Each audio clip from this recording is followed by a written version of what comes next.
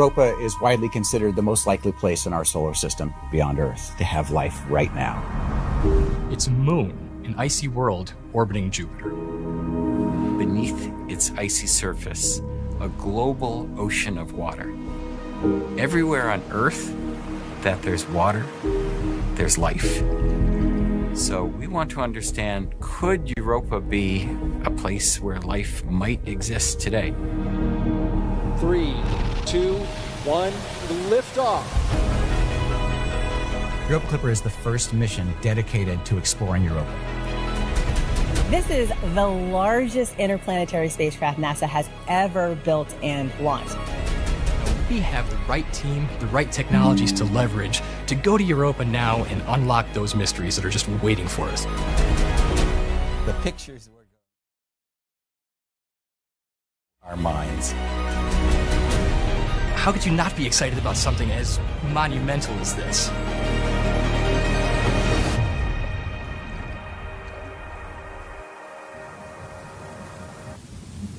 Welcome to NASA Science Live. Today, we're pulling back the curtain on one of the most exciting space missions of our time, Europa Clipper, a mission that will explore Jupiter's icy moon, revealing what's beneath its surface. I'm your host, Tahira Allen, and I am so excited to be here with you today. Now, here's the best part. Today isn't all about us talking, it's about you. If you have questions throughout the show, send them in using the hashtag AskNASA on social media or drop them directly into the comments wherever you're watching. Okay, let's jump right in.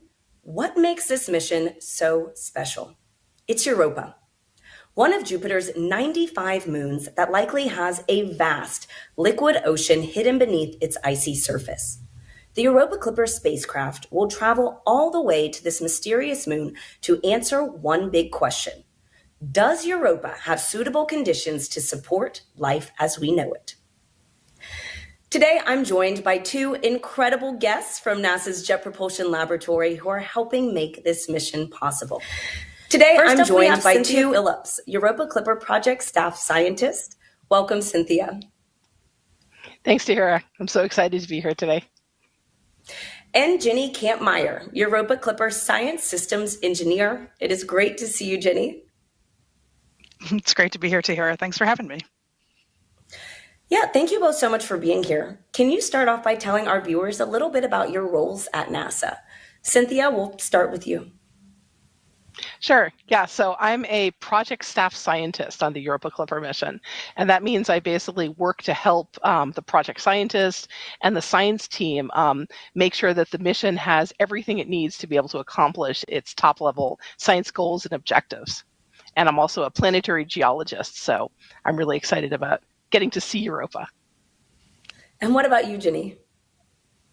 Yeah, so I'm the science systems engineer for Europa Clipper, and basically what that means is that I sit kind of right on the boundary between science and engineering. So I work really closely with the science team, helping to kind of explain engineering constraints and how they might affect the science that we're going to take. And then I also work really closely with the engineering team to make sure that we're getting, the most science, the best science we possibly can with this incredible spacecraft. So it's a really cool job getting to kind of, help work really closely with these kind of two sides of the project. Yeah, and Jenny, we actually spent the day with you at NASA's Jet Propulsion Laboratory, where Europa Clipper was built, to learn more about your role in the mission as part of NASA's Behind the Spacecraft series. So let's take a look right now. It's a surreal experience to know that we're doing some really humanity-changing science with the spacecraft. My name is Jenny Kampmeyer, and I work on Europa Clipper, helping science fiction become science reality. Europa Clipper is NASA's flagship mission to explore a moon of Jupiter called Europa. It is our most promising candidate in the solar system to look for a habitable environment. So here's our Europa Clipper spacecraft being built to see something that's been on paper for so long actually here. That's an incredible feeling. I sit right on the boundary between science and engineering. Decisions that are made on the engineering side and decisions that are made on the science side often have effects on each other that we don't always see. And so my job is to kind of help make those two things work together.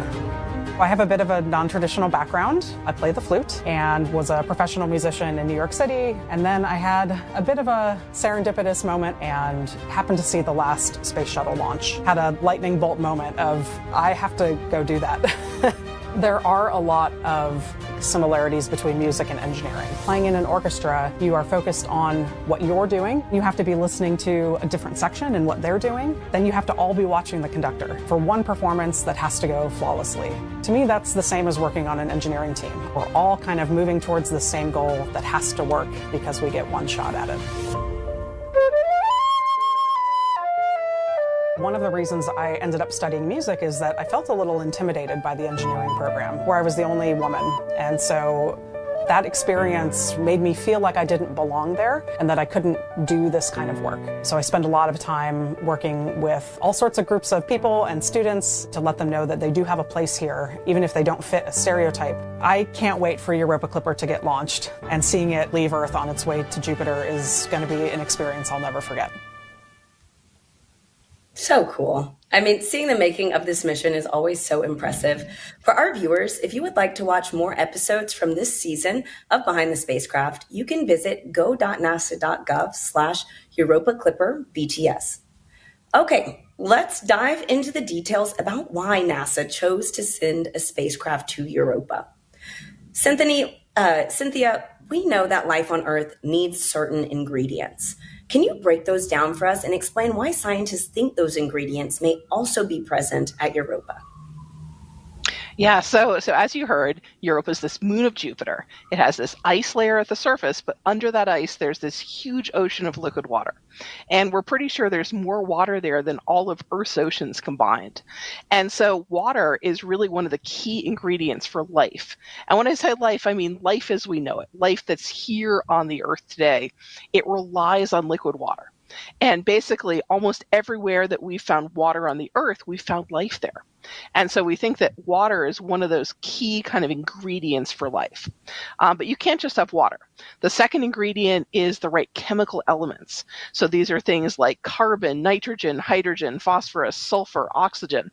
They're elements that are pretty common in the solar system. And so we're pretty sure that those exist on Europa in sufficient quantities. But then the third ingredient is an energy source.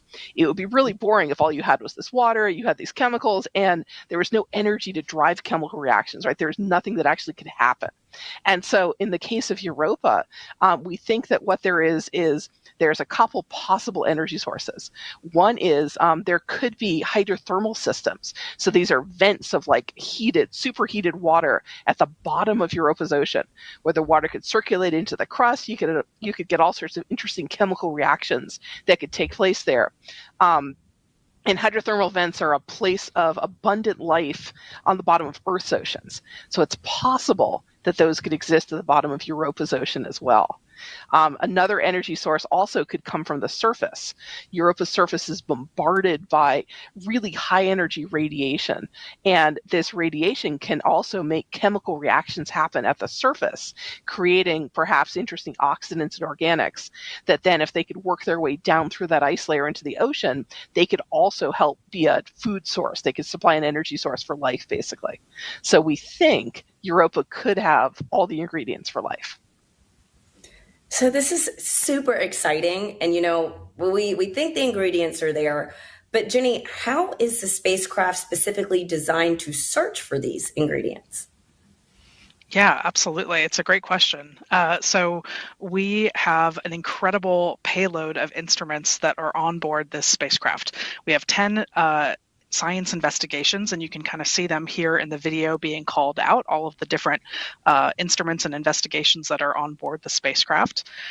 And we kind of think of this payload almost like a really high-tech Swiss Army knife that's going to help us study, everything about Europa. So we don't have enough time to talk through, all 10 of these things in detail. But what I can say is that we kind of divide them into two groups. So we have a group of imagers, and these are instruments that will be taking images of the surface of Europa in a lot of different wavelengths of light. So of course we'll be taking high-resolution color imagery in the visible spectrum, but we'll also be taking images and data in the infrared and the ultraviolet.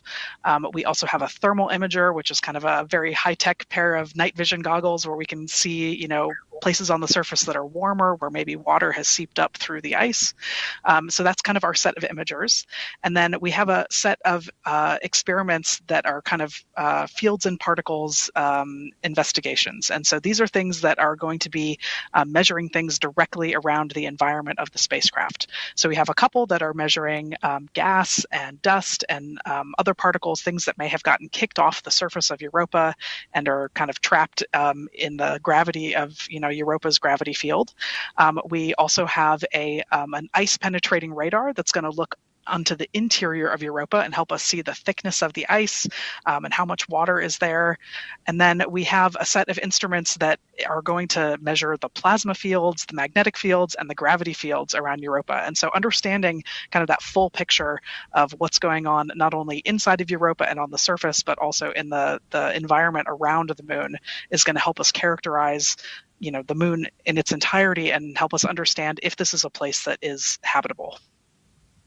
This is amazing to hear. And, we're talking a lot about ingredients, but Cynthia, a question we always get is, will the spacecraft actually find life once it gets to Europa?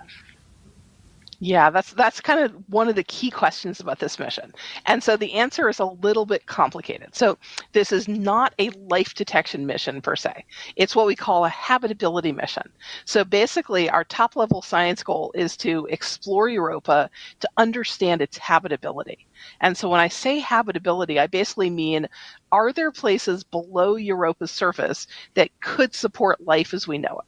So are there, say, pockets of water within the ice shell that could support life? Or could the ocean itself support life? And so that's what Europa Clipper is going to do. It's going to look for those signs of habitability, those signs of places that could support life, that could have all of those ingredients.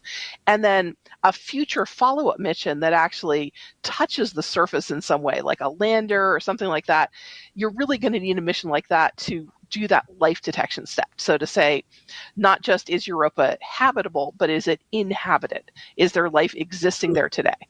You're going to have to land, you're going to have to, get some of that surface material or subsurface material onto some onboard experiments to really do that life detection step.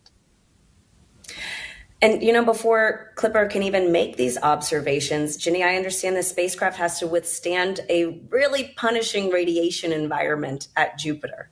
Can you tell us what it's going up against, and is Europa Clipper prepared? Yeah, absolutely. So as you said, it's a really intense radiation environment there. Jupiter is a huge source of radiation, and it has massive magnetic fields that are trapping that radiation close to the planet. And yeah, you can see a really cool animation of that here. And Europa is orbiting within those magnetic fields inside of that kind of really, really intense radiation environment. And radiation and sensitive spacecraft electronics don't play nicely together. And so we've had to do a lot of preparation for this environment. It's one of the most intense places that you can send a spacecraft in our solar system. So we get at this a couple different ways. One is that we put a lot of our sensitive electronics inside what we call the vault. The vault is a piece of the spacecraft. It's basically a large cube that contains all of the spacecraft hard drives. The flight software is stored there, and a lot of the sensitive electrical components are inside of that vault. That vault has about 1/3 of an inch thick shielding. That's an aluminum zinc alloy shielding, and that really helps protect it from the radiation. Some radiation, of course, is going to get into parts of the spacecraft that aren't inside the vault, and some will still get through that shield. And we deal with that somewhat in software. So sometimes radiation can cause bit flips, so you can cause a 1 to turn into a 0 or vice versa. And so we can use software to actually detect when that happens and correct those errors as they happen. The other thing too is you can see, of course, the solar panels are not inside the vault. They're just hanging out there. So how do we protect things like that from radiation? And the short answer is we don't. We actually just kind of plan for it. We know, how much power the solar panels will produce, and we know that they'll degrade over time from the radiation at a certain rate. We have a lot of historical data that can help us understand how much these things will degrade over time. And so we just kind of plan for it. We know that that we will slowly lose power over the course of the mission, but that we have plenty of power to do our prime mission and then some, and to support all of the science we want to get at Europa. And so both of you have touched on this a little bit, but it's worth driving home that Europa Clipper will not actually be landing on Europa. It will be orbiting Jupiter. Jenny, can you talk a little bit more about that? Yeah, definitely. So yeah, as you said, we're not landing on Europa. This is an orbiting mission, although we do hope in the future that we'll send a spacecraft that will land on Europa and we'll get to actually, touch the surface itself. But we are going to be orbiting Jupiter and doing about 50 flybys of Europa. And we orbit Jupiter rather than Europa directly because of that radiation environment. We basically want to dip in, do a flyby, get a bunch of data around Europa, and then get out of there. And so we do that so that we can kind of extend the life of the mission and get as much science as we can doing those flybys of Europa. And so, those 50 flybys that we're going to be doing, that's going to give us kind of that global picture of Europa. We're going to be flying over lots of different parts of the surface and making sure that we can study this moon in its entirety. Well, thank you both so much for that quick overview, but we already have so many questions pouring in online. It's actually pretty incredible. So let's jump right into this Q&A. And remember, if you're tuning in live right now, you can submit your own questions for Ginny and Cynthia using the hashtag AskNASA or by posting those questions into the comments wherever you're watching. So our first question is from Bruce on YouTube, who wants to know that since Europa is tidally locked to Jupiter, over time, wouldn't the oceans have shifted to the Jupiter-facing side of Europa instead of being uniformly spread around the moon? Cynthia? That's a great question. So Europa is tidally locked. That means that one side of Europa always faces Jupiter and one side always faces away. And Europa orbits Jupiter about every 3.5 days approximately. So what we think, though, it's true that when Europa is closer to Jupiter, it gets tugged on, and that stretching and pulling produces tidal heating in the interior of the moon. And that's enough heating to keep this ocean liquid. So that's kind of the heat source that keeps this moon from just being frozen solid. It's this tidal heating, this tidal energy. But we think that the ocean is big enough, so it's global enough that heat is basically conducted, it's circulated through the ocean. So the ocean does stay as a whole global layer. It's not frozen on one side and liquid on the other side. Our evidence shows that it's actually a global frozen subsurface ocean layer, a liquid subsurface ocean layer. That's great. And so we have a follow-up question from Brian on X, who wants to know, what specific data will the spacecraft be looking for at Europa? Jenny, you talked about that wonderful suite of instruments. Can you hit on this? Yeah, absolutely. And Cynthia, feel free to jump in too if I leave anything out. But so we're going to be taking a lot of different types of data with the spacecraft. And it's really cool to me that, we're not landing on the surface, but we can still really get an incredible And Cynthia, feel free to jump in too if I leave anything out. But so we're going to be taking a lot of different types of data with the spacecraft. And pieces of data that we're going to be taking is images. So we'll be taking a lot of images of the surface. And, when we take an image, it's not just a beautiful photo, although they will be kind of mind-blowing, beautiful photos, but we can actually study things like the shadows and, look at the different colorations and the different variations of things and learn a lot about the geology, why things look the way they do, just from looking at photos. So it's a really kind of incredible thing. And then, of course, when you take similar photos in different wavelengths of light, that will teach you about the composition of the surface. So, different different things will kind of react differently in different wavelengths of light, and so that'll give us a really good sense of what the surface is made of. With our radar instrument, we're going to be taking radargrams of the interior of Europa. So you could imagine kind of little X-ray goggles looking into the interior of the moon and getting a sense of how thick the ice is, how much water is there. Are there places where the ice is thinner? That will be complemented by our gravity experiment. That's going to be measuring the gravitational field. So we'll be understanding, the kind of gravity around Europa, places where the gravity might be slightly different. And again, that can help us understand what's going on inside of the moon as well. So those are kinds of things that we're, going to be looking at the moon from the outside, but we also have a whole bunch of spectroscopy instruments on board the spacecraft that's going to be tasting particles and gas and dust and things that are kind of above the surface of Europa. Some of those things may have actually been kicked off of the surface, and these instruments will be detecting them and tasting them and identifying kind of what these molecules are, and how fast they were moving and that kind of thing. So we have a whole huge variety of data that we're going to be taking when we get there that's really going to help us understand this moon. Cynthia, do you have any follow-up? No, great answer. I'm putting you on the science team, Jenny. Well, I have a great follow-up for you, Cynthia. So, Jenny just broke down all the data holistically of what we're really trying to look for in this mission. But we have Rocket Man Randy on X who asks, what is the most promising indicator of life beneath the ice that you'll be searching for?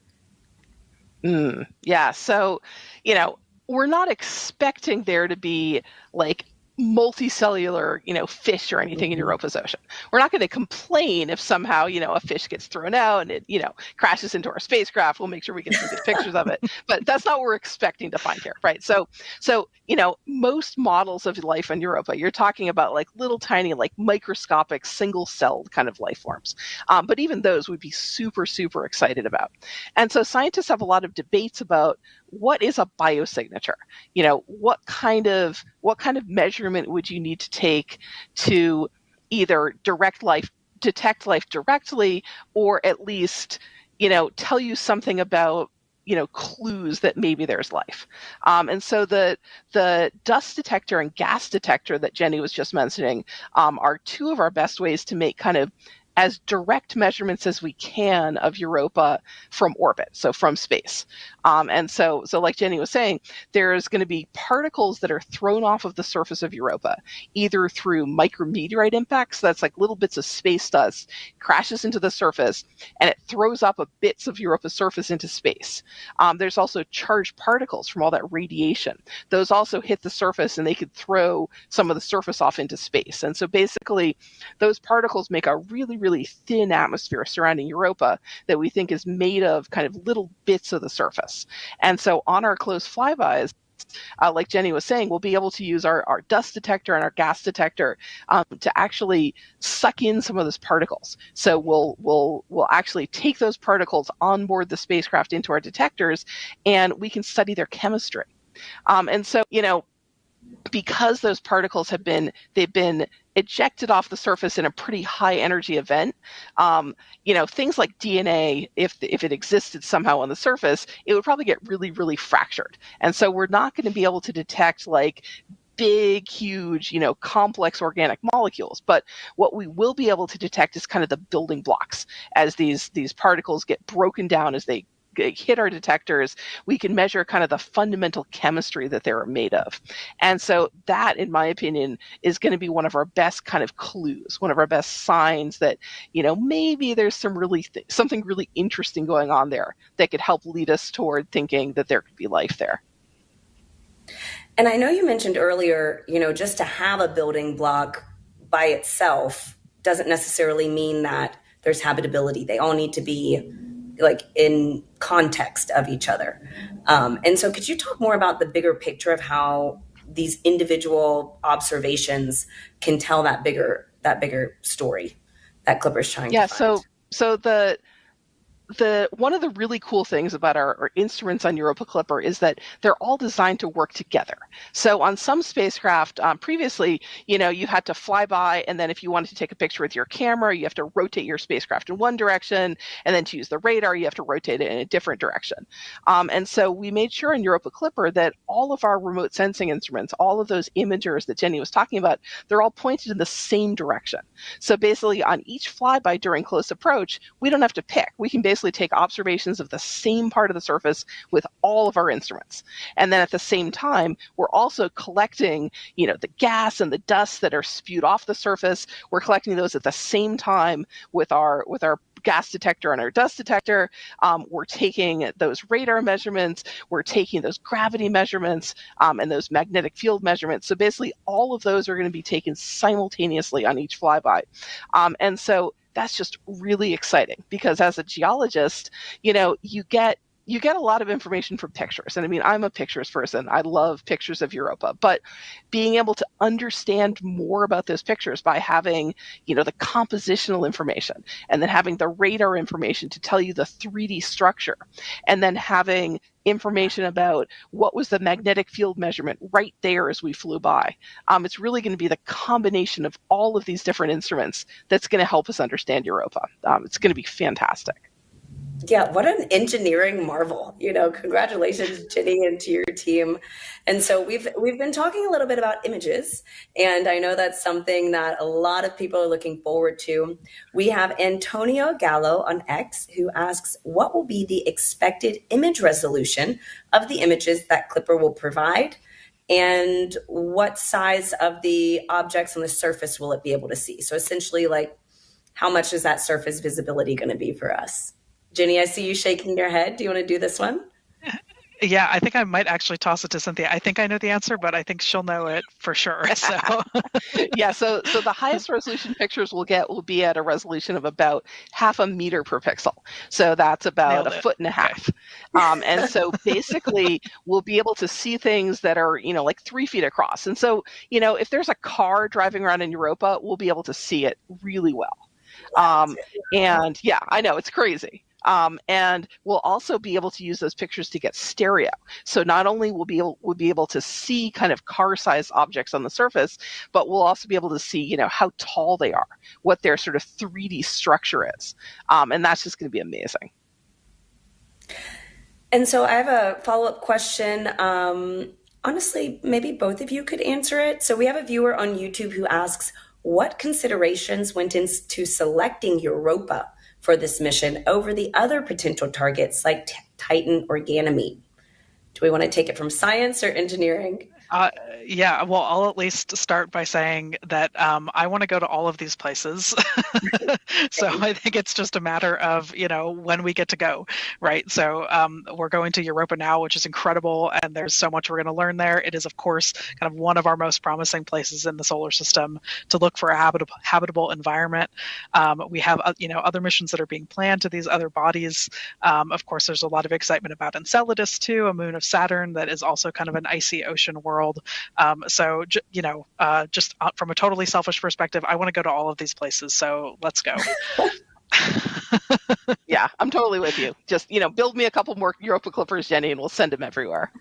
That's right. The reason why, and one of the reasons why Europa was chosen to be kind of the next flagship destination was that coming out of the Galileo mission. So that was a mission in the late 1990s that studied Jupiter, the Jupiter system and its moons, including Europa. That was really when we sort of started this whole revelation of the idea of an ocean world, the idea that an ocean could exist out in the outer solar system beyond the Earth. And that really it expanded our whole idea of the habitable zone. We used to think that, to be habitable, to be a place where life could live, you had to have liquid water stable at the surface. And so you get into this kind of Goldilocks story where in our solar system, Venus is too hot and Mars is too cold and Earth is kind of just right. And so discovering that worlds like Europa could have oceans, or Europa is kind of like the type example. It's kind of like the OG ocean world. Out in the outer solar system, here's this ice layer at the top, but then there's this huge liquid water ocean. And so really, we've been working on planning this mission for 25 years now. We've been talking about it. And then finally, about 9 years ago, we got the new start, which is when you sort of get the rubber stamp from NASA headquarters to say, okay, this mission's real. Let's go ahead and figure out how to do it. So yeah, but the other locations too, NASA's also working on the Dragonfly mission, which is going to go and explore Titan. That's an octocopter that's actually going to fly around in Titan's thick atmosphere. So that's going to be amazing. And in the latest the National Academies of Science put out a decadal survey every 10 years. And so they ranked an Enceladus mission called the Enceladus Orbilander as kind of the next big sort of ocean world flagship mission as well. So yeah, we're really excited to see exploration of all of those places. And we'd be remiss too to not mention the JUICE spacecraft. JUICE launched last year. This is the Jupiter Icy Moons Explorer mission, and it's going to get there kind of around the same time that Europa Clipper will.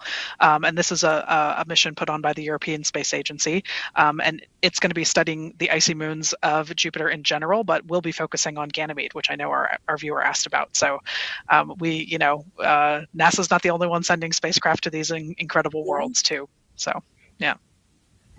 Thanks for mentioning that, Jenny. And as we are full steam ahead on Europa right now, we've got Thrash Munster on YouTube who wants to know, for both of you, what do you hope to discover or uncover during your research on Europa? Jenny, we'll start with you. So, yeah. Okay, good. Oh, yeah. Oh, man. I mean, it's such a hard question, right? I mean, it's a basic question, but it's a hard one because there's so much that we want to know about. For me personally, I mean, I'm really excited about the water, understanding how much water there is, kind of knowing, as much as we can about it. How salty is it? Is it uniform underneath the ice? And just kind of getting a sense of what that water is like. As Cynthia was mentioning, this kind of class of bodies, these icy ocean worlds, we're seeing that they could be quite likely to be abundant in different parts of not only our solar system but in the universe. And so being able to study one up close with this incredible spacecraft, and just really understanding more about the water that's there, the fact that there could be twice as much water there than there is on the Earth, and I think of the Earth as a place that has quite a lot of water actually, and so the fact that there's a place in our solar system that's smaller than the Earth that with twice as much water, I mean, that blows my mind. So for me, understanding more about the water is really what gets me excited. Mm-hmm. Yeah, and really for me, it's the pictures.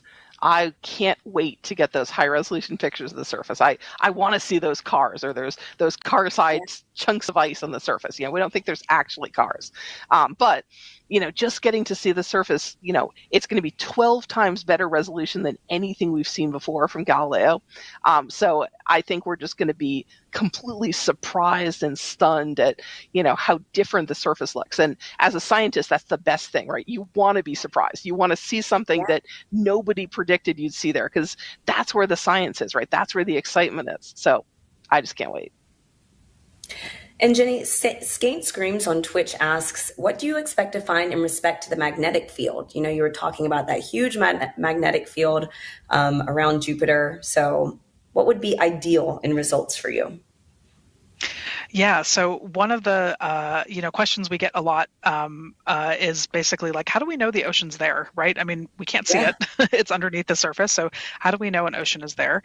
And what's really incredible is that the Galileo spacecraft that kind of discovered the ocean, the way it discovered it was through studying the magnetic fields. So the magnetometer instrument on Galileo was able to characterize the magnetic fields around Jupiter and how they interact with Europa, and basically found that the way the magnetic fields would look the way they do is if there was some sort of conductive layer underneath the surface. And what made the most sense for kind of all of our research and modeling is that this is a layer that is salty and able to conduct some of that magnetism. And so studying the magnetic fields might just seem like, oh, we just want to understand more about them, or, kind of have a sense of how they change over time. But really what it's helping us do is understand the interior structure of Europa, which kind of blows my mind, that we can make that inference, we can make that jump from studying magnetism in the Jupiter environment and in the Europa environment, and, from that able to infer that, we have this conductive liquid layer underneath the surface. Is just kind of mind-blowing. Yeah, no, this all blows my mind. I mean, really, to think about everything that we can learn and study from so far away, it is just really incredible what teams can come together and do. And so I'm going to pause for 2 seconds right here. We still have a ton of questions pouring in online. But before we get to the next one, I actually have a question for our viewers. If you can ask the Europa Clipper spacecraft one question when it arrives to Europa, what would it be? Drop your question into the chat box wherever you're watching. Alrighty, let's get to the next Ask NASA question. So we have, this is a great question. We've talked about what Europa is going to do, Europa Clipper is going to do when it gets to Europa, but we haven't talked a lot about that big journey it has to get there. And so we have Project H on YouTube who wants to know, how much fuel does it take to get to Europa?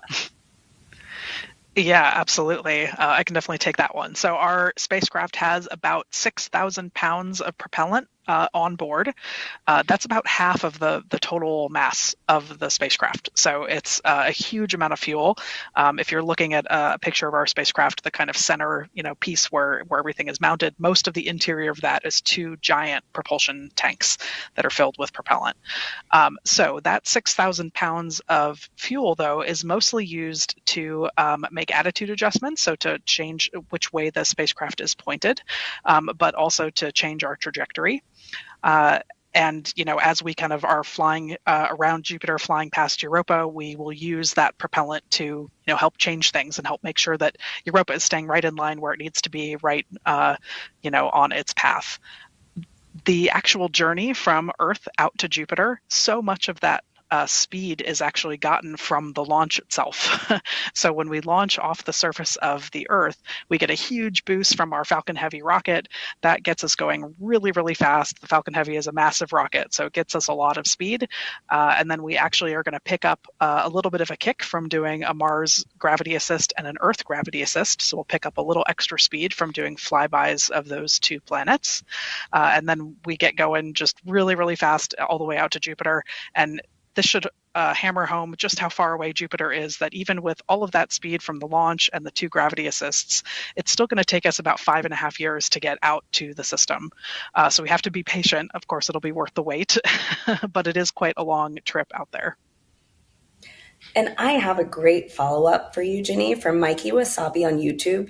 Considering how far away it is, how long will it take for the images to transmit back to Earth? Yeah, that's a great question. Oh gosh, I'm going to get this wrong, but maybe Cynthia remembers our one-way light time. I believe it's about 45 minutes, so an hour and a half round trip. Is that right, Cynthia? Okay. Yeah, about that. So it takes about 45 minutes for light to go from Jupiter to the Earth and vice versa.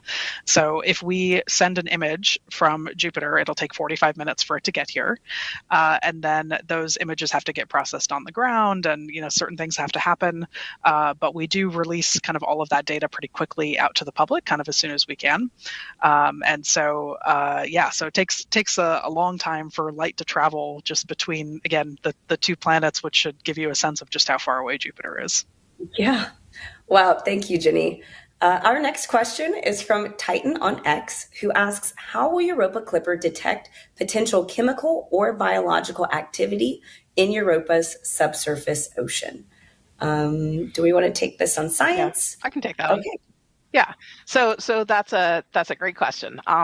So a couple different ways. One of the things you can use is that magnetometer that Jenny was talking about.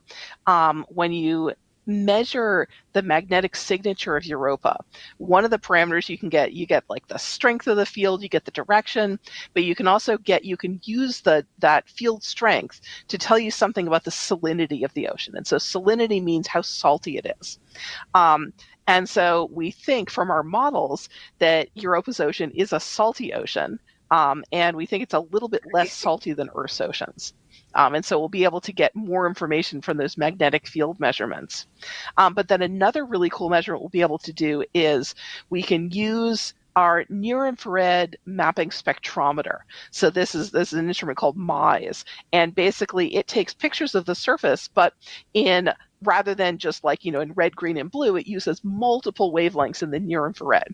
And those wavelengths are really diagnostic to there's absorptions that are based on different chemicals on the surface.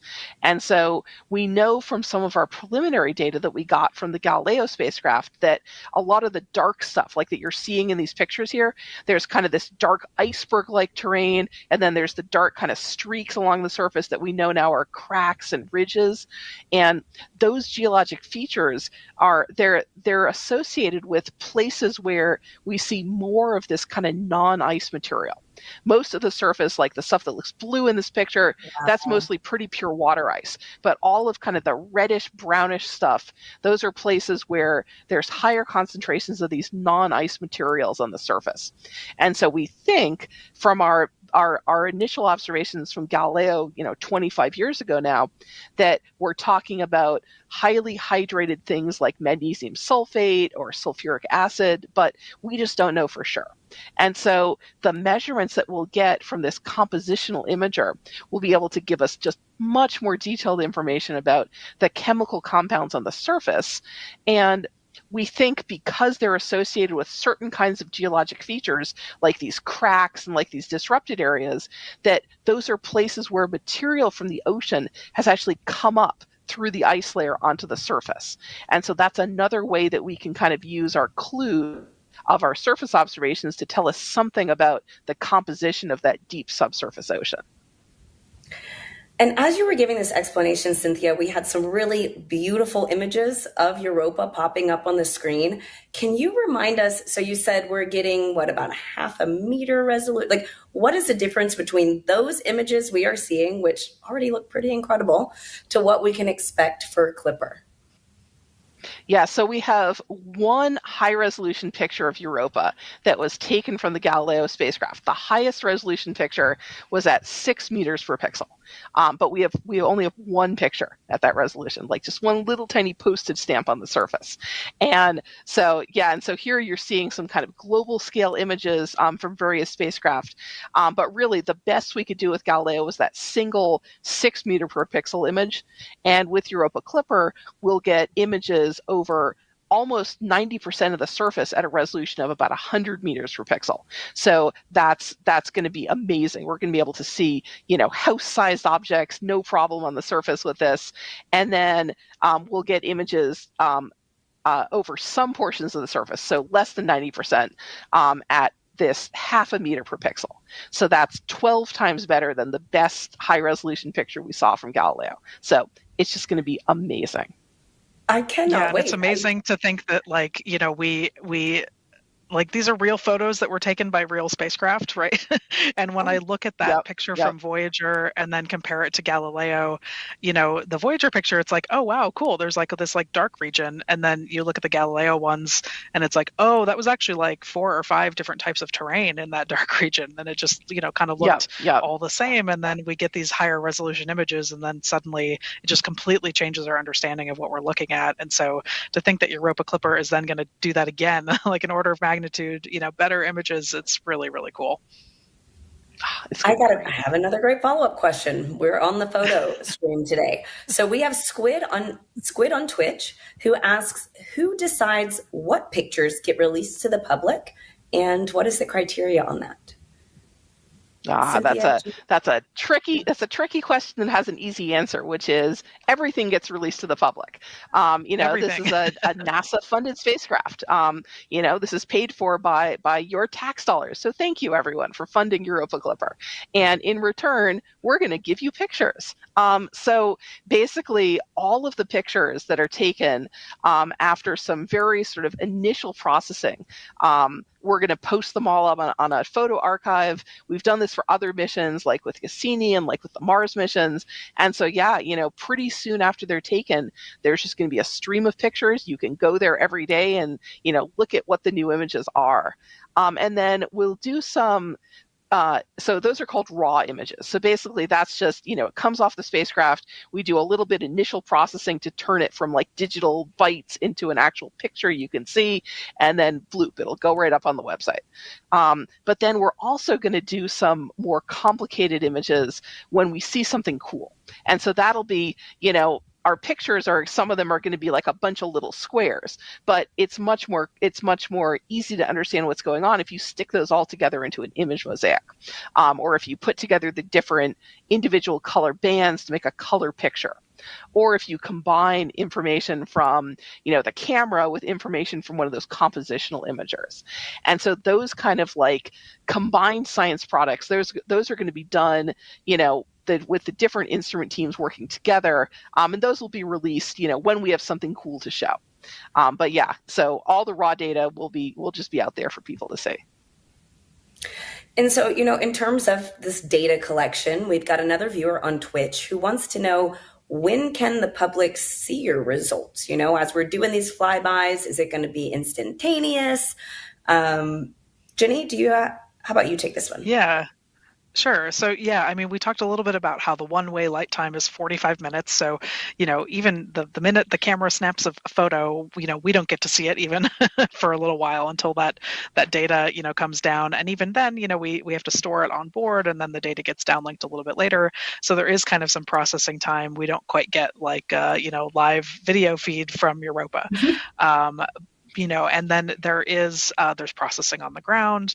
And so, but we do try to release stuff basically as quick as we can, as soon as we get the data and can send it out to the public. And then, of course, there's kind of the bigger question of like, when will we have results, right? We may have the raw data, but when do we actually have can we draw some scientific conclusions? Obviously, that's a little bit harder to determine. It depends on what the question is that we're asking, who's doing the research, and do we have all of the data needed to answer those questions. So that might take years and years as those kind of scientific papers come out over time. So we know that the images are available to the public, but is the data available as well? Yeah, so one of the requirements for any NASA mission is that all of the data gets put into something called the Planetary Data System. And that's a free archive of scientific data from all of the NASA missions. And so, a mission like Europa Clipper, there's basically a period of time where you downlink the data, and then each of the investigation teams gets some time to, make sure that the data, that they understand all of the processing, that they understand what the data is showing, that there aren't any, mistakes or weirdnesses in it.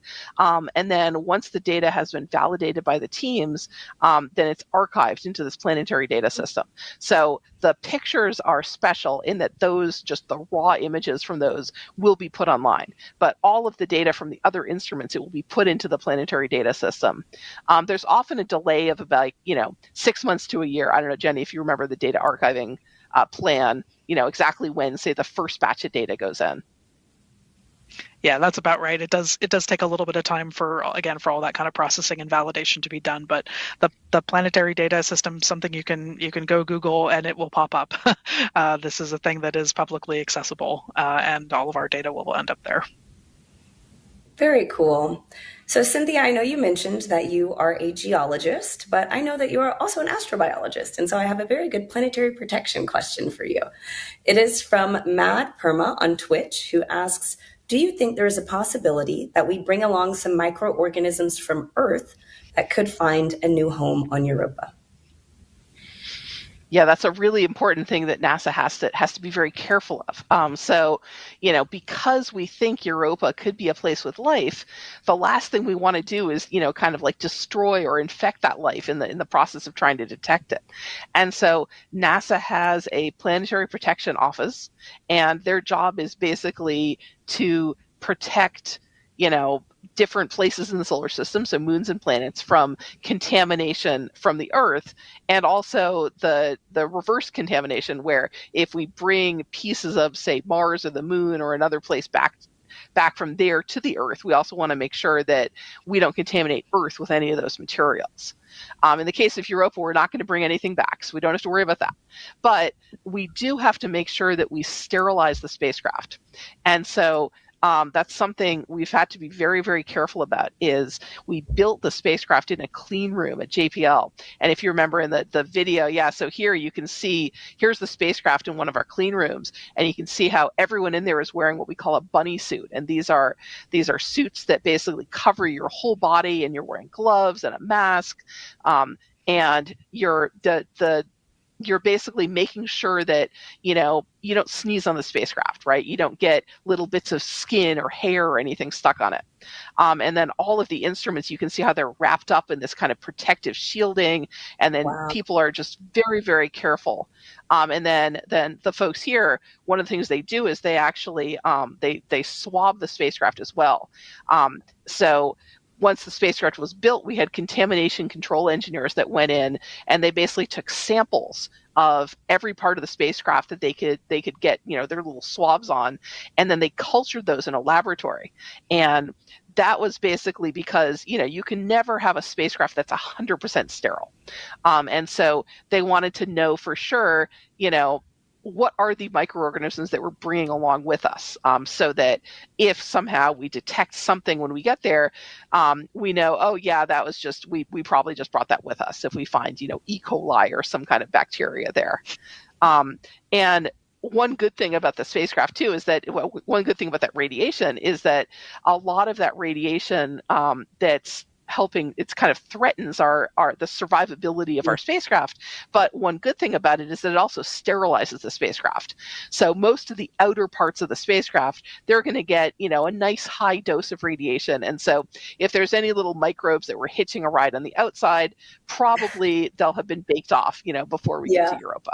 So.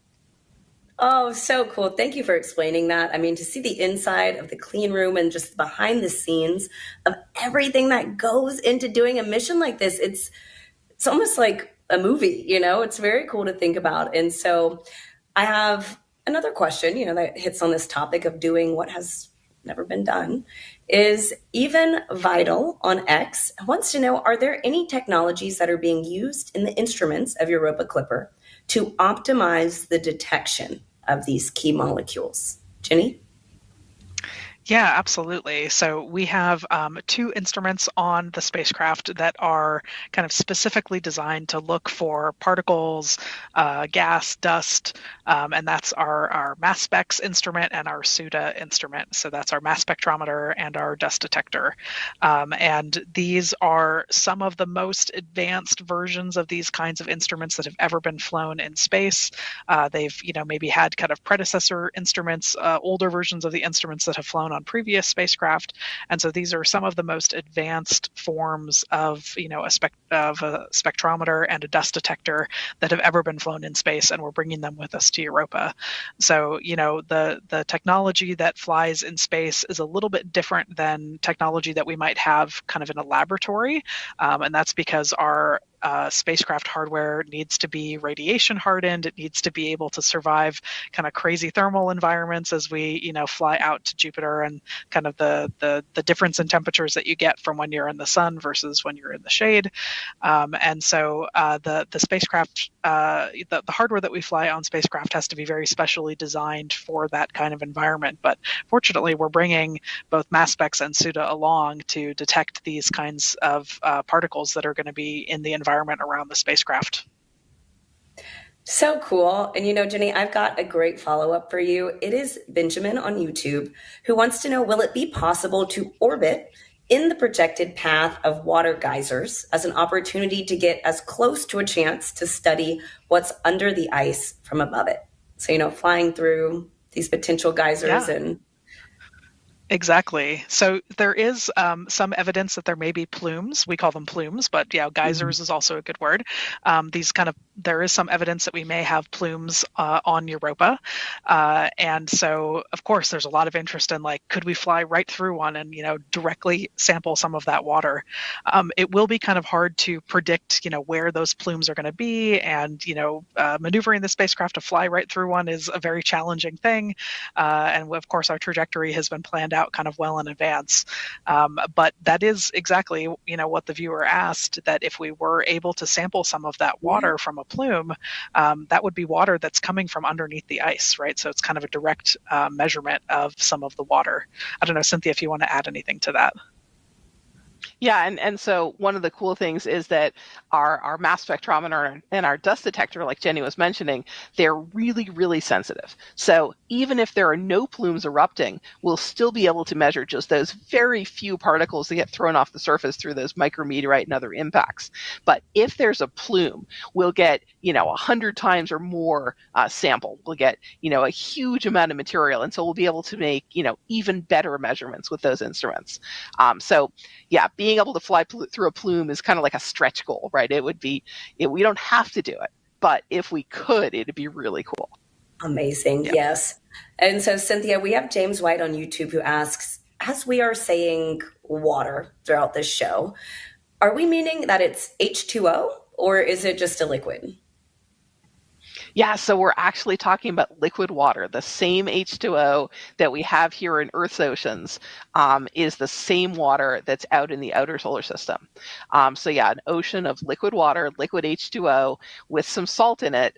And the salt could be things like this, magnesium sulfate, which is like Epsom salt. So, we have that here on Earth, or it could even be sodium chloride, which is the same, table salt that we have here on Earth as well. So yeah, these are familiar materials in a really unfamiliar location. Which is just it's still mind-blowing to think that, one, this exists, and two, that we are on our way to study it. And I have a follow-up question. I'm not sure if it's a science question or engineering question, but we'll start with science. And Cynthia, toss it to Ginny if you think that'll be better.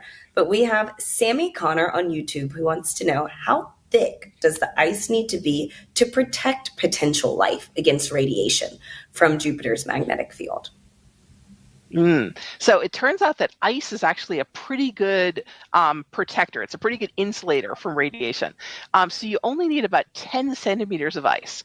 So, that's only a couple inches to get down below a lot of the radiation. And if you could go down as much as, a foot or two, then you'd really be pretty safe. So a future follow-up mission that might land on the surface of Europa, if it's going to be trying to do a direct search for life, what you'd really want to do is not just, you'd want to land, but then you'd want to dig down below that, what we call the radiation processing depth. So you'd want to dig down into a kind of a fresher, more protected depth, but again, you don't have to dig that deep. And then you could get some of this fresh material that hasn't been as fried by radiation. Yeah, and what's cool is, so we only have, you were saying that, ice is a really good protector, right, against radiation, and 10 centimeters or a foot down, well, the ice on Europa is miles thick, right? We are kind of, our best estimates is that we might have an average of maybe 10 to 15 miles of ice on the surface. Nice. So, yeah, which is, a really thick kind of protective layer. And so, we were talking earlier about how the radiation environment is kind of good to sterilize the spacecraft, right? If we brought any little microorganisms along with us, it's a good thing to kind of, keep our spacecraft clean. But that doesn't mean that life can't exist in that environment. That's what's amazing about Europa, is that underneath that ice, because it's such a good protective layer, there's a really good, potential for a habitable environment. So we have just a minute left, but could you both briefly answer this question from Ian Carter on X, who wants to know what one finding would make this mission totally worthwhile for you? We'll start with you, Cynthia. Finding a fish, finding some kind of macroscopic life form. That would totally make it worth it. But honestly, just getting that first super high resolution picture of Europa at, 12 times better than anything we've ever seen before, that's going to be kind of my, okay, we've made it. There's my picture. Anything else, but, and we're going to get hundreds of those pictures too, but it's going to be that first one where I'm just going to be so excited. Yeah, and for me, I think it's, I keep talking about the water and how much that excites me. I think, we have a really good understanding that there should be water there. We like kind of all of our research and models point to that, but getting confirmation that yes, there is an ocean, and kind of here's how much of it. When I think about other bodies in the solar system, the moon and Mars have kind of ice at in the polar regions, kind of frozen, and water in certain places. Of course, Earth has an abundance of water, but the fact that there is another place in our solar system that in such a harsh environment, but that could have this liquid water ocean underneath the surface is just, again, every time I think about it, I get chills, and it's kind of mind-blowing. And so getting the data back that says, yes, there's water and here's how much, that's going to be the thing that will make it all worthwhile for me. Well, unfortunately, that is all the time we had for today. But this has been such a great show. Cynthia and Jenny, thank you for taking so many questions from our viewers, and good luck on that launch. Thank you so much. It's going to be amazing Thank next you, week. Tahira. Make sure you watch. Yeah, it's going to be awesome. Yes. Thanks so much for having us today. And thank you to everyone who joined us online. We had some really fantastic questions today, and we just love getting to engage with you live like this. Now, hey, before you go, we actually have a special opportunity for you to have some fun with this mission before launch. You can join NASA's Runway to Jupiter Challenge, where you can create and share your own cosmic looks inspired by Jupiter and Europa. You can learn more at go.nasa.gov/runway to Jupiter. Now, we hope you enjoyed learning more about the Europa Clipper mission, and remember to join us for the launch of the spacecraft. That launch window opens on October 10th from NASA's Kennedy Space Center. You can watch it from home in both English and Spanish on our free streaming platform, NASA Plus, or across any of NASA's digital channels. You can also stay updated on the mission by following NASA Solar System on Facebook, X, and Instagram. Thank you all, and see you next time.